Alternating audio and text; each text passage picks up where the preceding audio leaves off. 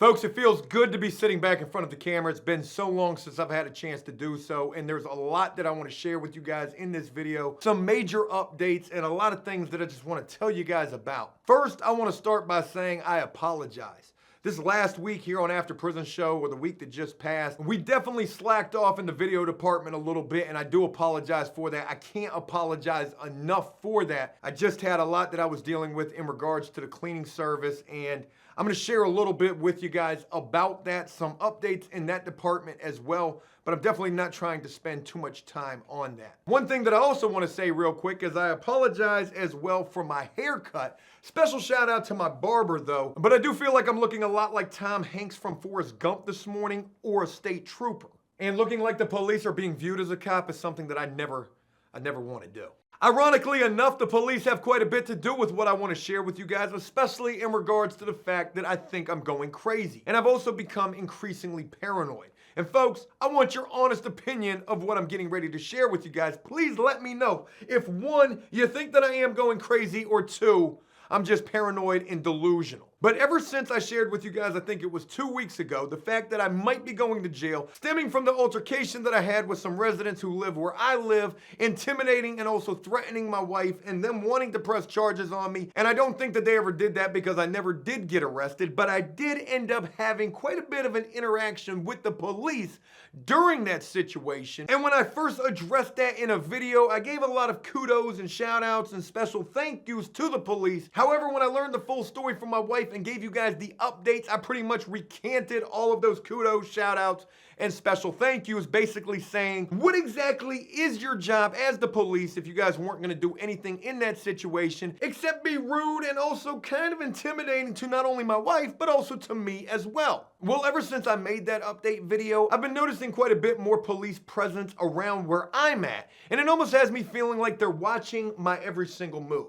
And I want to share a little bit more about this with you guys so that I can further give you the full story and let you be the judge of whether I'm delusional, crazy, or if I'm actually right about all of this. And you know, all of this really makes me wonder, have I created like a beef with the police department? God, I hope not, because that's a gang that I ain't never trying to go up against. Throughout this past week, I definitely noticed quite a bit more police around where I was at, whether I'm driving and they're behind me, beside me, or whether they're anywhere near where I am. Maybe it's just the fact that I'm just noticing them more ever since this whole situation took place in the first place, or maybe it's something else entirely. But all of this would really begin last week while doing things for the house and having to get all sorts of things for the house, and while we were at Home Depot. And I shared a little bit about this in yesterday's video with you guys when we saw the police who were walking through the store. But when we first pulled into the parking lot, there was a cop who was already sitting in there. So that didn't really strike me too peculiar. While we were in the store, we saw two cops who were walking through the store back to the bathroom area, probably getting ready to carry out Operation DeWalt Tool Barcode Scratch Off Takedown. And because, you know, I imagine quite a few people be stealing things from Home Depot. And in that situation, the police weren't messing with me. Again, they were probably getting ready for Operation DeWalt Tool Barcode Scratch Off Takedown. So that had nothing to do with me because we weren't in there stealing the tools. I promise. But it would be just yesterday where me and my wife went back to Home Depot, and when we pulled into the parking lot, there were no cops in there. However, when I was coming out of the store, not only was there a cop sitting in the parking lot, my truck was right here. This cop was literally like right here. In the next aisle over, directly pointed right at my truck. So as I'm walking to my vehicle, unlocking it, getting inside of it, I'm looking at this cop car. Now it's raining outside and I can't really see him inside of the car, but I feel like this guy is just watching me. Only me. Why else would you be parked in this parking lot right next to my truck? Maybe they were still continuing with Operation DeWalt Tool Barcode Scratch Off Takedown. Or maybe it was something a lot more sinister. And what exactly could be a lot more sinister? Those police, they were there in that parking lot watching moi, yours truly, Old Joe from After Prison Show, who just made a video a week prior basically calling out the police department. That probably wasn't a good idea. And you know, to further add to the situation, and what would probably end up not really making things any better for me, is when I got in my vehicle, I usually have to wear glasses when I'm driving at nighttime, and especially when it's raining outside. Sometimes I really need my glasses. Well, I had my glasses in the vehicle, but I couldn't find them. So I'm sitting there as soon as I get inside the vehicle, digging all around the truck. Police is sitting over there.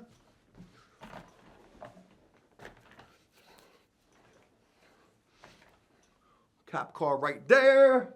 I'm sure that cop who was sitting there probably watching me, or maybe he wasn't, was thinking to himself, look at him. We got him shook now, Bob. Hey, Bob, we got him. He's probably putting away all sorts of things he know he ain't supposed to have up in that vehicle. Should I take him down right now? Forget the entire DeWalt tool operation barcode takedown. Let's go get this guy right now. Hold off? You telling me to hold off? He's digging around in his vehicle. You telling me to hold off? 10-4. You're lucky. We're coming to get you.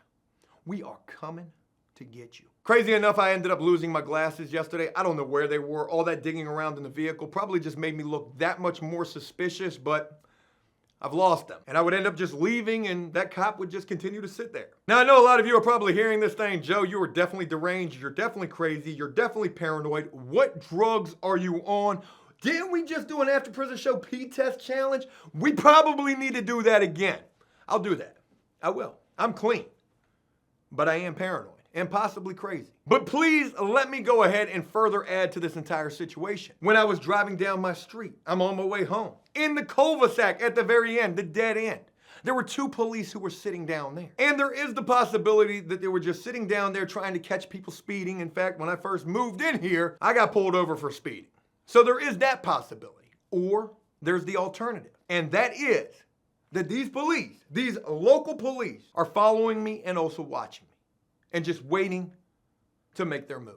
And I know I'm saying this kind of like sarcastically, but I can't be any more serious about this. I mean, this really does got me somewhat shook. Not all the way shook because I'm doing nothing wrong. And if they do try to pull up on me and pull me over and try to mess with me and harass me, oh, I'm gonna be pulling that phone out World Star all day. Hey, what you pull me over for? I didn't do nothing wrong. Nothing wrong. Why are you messing with me? Why are you messing with me? I'm okay to film. It's the Freedom of Information, World Star. The Freedom of Information Act, World Star. You got no right to be pulling me. What you taking me out the car for? What you take?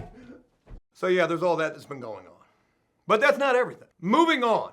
Let's talk about something a lot more positive. Something really awesome that happened this past weekend. I want to give a very special shout out to everybody who's been rocking with After Prison Show. And it was just on this past Saturday where we just reached another major milestone. Folks, we just hit 1.2 million subscribers. And the way I see it, it's not going to be long before we hit 10 million. Actually, the way things have been going right now, by the time we hit 10 million, they'll probably have found life on other planets. That was a joke and I hope it landed. Probably didn't though, it was probably cringe AF. But regardless, again, thank you all for rocking with After Prison Show and helping us to reach this major milestone. I cannot emphasize to you guys enough just how bad I feel because of how much slacking it probably seemed like we did last week. And for those of you who don't know, last week was probably one of the most hectic weeks of my life. And pretty much all of that stemmed from the After Prison Show cleaning company and the problems that we ran into starting last Tuesday. Folks, we did 21 units last week. Since Tuesday. Since all of the problems began. Since I lost a couple of cleaners. Now, I know in the video that we uploaded, I said that all of the cleaners quit.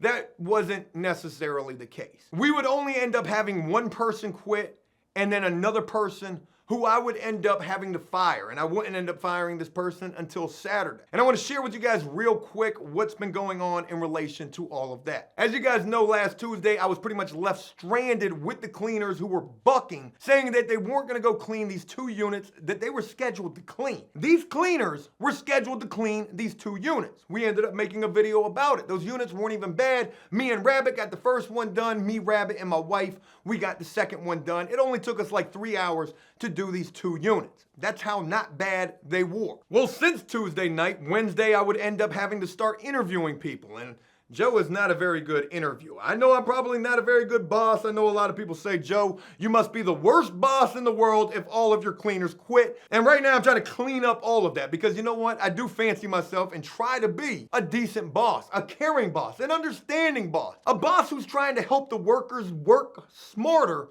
not harder. And also understand that I know exactly what it's like to go out there and work hard because I've been doing it all last week, hence the fact that it seemed like we were probably slacking here on the videos. I would end up hiring 3 new people with the cleaning company. Shout out to all 3 of them. 2 of them are actually fans of After Prison Show, so that's really awesome. And these 3 folks would basically help me get through this entire week with also Rabbit and Dave's help and my help as well. The 6 of us total would knock out 21 units. units. That is a lot of cleaning, and for anybody who says that Joe ain't paying nothing and that's why all of the cleaners quit, let me tell you this as well. I've been paying these people who have been doing this work that is not all the time all that easy, top dollar. Top dollar so much to the point where I'm not making nothing or hardly nothing. And you know, if you're gonna start a business and run a business, one thing that you're gonna wanna try to do is make money.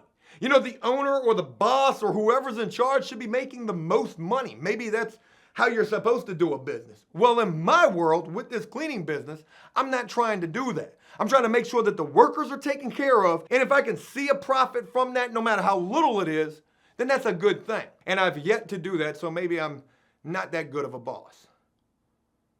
Maybe I need to go to like a business class or something. Isn't there like a book, How to Start Your Own Business for Dummies? Something like that? Long story short, folks, we survived the week, and it's this week where I'm hoping to get back on track and give you guys that good old classic After Prison Show content that you guys love and appreciate. It is my mission to be able to get back to that this week. And to be honest with you, it was really my mission to get back to that this past Friday. I had every intention of sitting right in this chair on Friday afternoon and clout chasing off of R. Kelly. What is R. Kelly gonna be like in prison, folks? I got so much to say in relation to his whole situation, and I hope I get a chance to address that this week. I'm telling y'all, I'm gonna try to knock that out the park. So Friday was the day that I wanted to do that. I had every intention of doing it. We got the cleans knocked out. I was in the office. I was talking to some managers about what we were doing, what we got done. And I would end up meeting this regional manager who loves our company, who loves the work that we're doing, how professional and how on time we are with the work that we're providing. And this person would tell me that they have another property for me. I have now locked in the monopoly. If this was a monopoly board, I got Boardwalk, I got Park Place, and whatever else them blue, I think that's just Boardwalk and Park Place, the only dark blue expensive properties. But we locked in the monopoly on all of their properties. It's 3 of them total. And with the fact that I just got this new one, I had to go out there on Friday afternoon when I had every intention of sitting in this chair filming about R. Kelly and meeting with this new property and basically locking that in and also having to put together a bid for some big work that they might be wanting as well. And guess what? I did the bid. I did that first thing this morning. I'm getting a little bit better at this bidding work thing. I wouldn't get a chance to get to the video on Friday. Saturday, we had some units that needed to get cleaned, and Saturday was also a day when I had to fire somebody. And you know, I don't feel good saying that I had to fire somebody. Firing somebody is not a cool thing. Firing somebody sucks because you're taking away a job from somebody. And let me just say this. I have given this person so many chances. This person was one of the people who left me stranded on Tuesday. Gave them another chance after that, where I had already given them umpteen chances leading up to Tuesday. Friday rolls around, this person wants to do 2 units. They don't even get 1 done by Saturday. And by Saturday, they're texting me saying, hey, look, I'm not gonna go do the other unit, and I'm not gonna finish this first unit when I told you that I wanted to clean 2 units. What kind of sense does that make? So Saturday, I would have to scramble getting 2 additional units done that were supposed to be done on Friday. They would end up getting done on Saturday and also Sunday. They would get done. But in the midst of me scrambling and trying to line up who can get these jobs done, I would have to fire this person. When they're texting me talking about you keep sending me to these sketchy locations, I don't understand how this place is sketchy when the rent is over $1,000 a month. And down here, if it's over $1,000 a month, you ain't in no sketchy location. They're also sending me pictures. Hey, this unit is super dirty. Look at this drawer. I'm seeing the picture. I get it. Yeah, you got to clean the drawer. But I also said, hey, Friday, the first thing that I did Friday morning was go look at all of those units that we had to do. And you didn't even get the worst one. I told this person that I had already seen the units. I knew what they had to do. They weren't that bad. Yes, they were bad, but they weren't the worst of the worst. They're dirty. You're a cleaner. Your job is to clean dirty units. I don't understand where the rocket science of that comes into this whole equation at. Saturday, I would find out that this person left me stranded for the umpteenth time. I tried to call them. They banged on me twice. And I would end up having to fire this person via a text message. And I just said, you're fired. You are unreliable, you let me down, you're fired. They would respond saying, okay, you can't fire me, I'm a subcontractor. Okay. I didn't entertain this any further. I just did what I had to do and also ensured that those units got done. It was a hectic week to say the least, but we survived it. We got through it, through quite a bit of ups and downs, and obstacles along the way. And it's now Monday, it's a new week, and I look forward to being back in the captain's chair, filming some good old classic After Prison Show content for all of you. I thank all of you again for being a part of After Prison Show. I thank all of you again for helping us to see 1.2 million subscribers. That's a lot of people who rock with this channel. And I am absolutely blessed and honored to be able to reach so many. Hey, look, that's it. I hope you guys enjoyed this video, and if you did so, please leave a like and a comment. Let me know exactly what you thought about. As always, until next time, enjoy life, the free world. Never take a moment for granted, and make the most of every day. Peace! Well,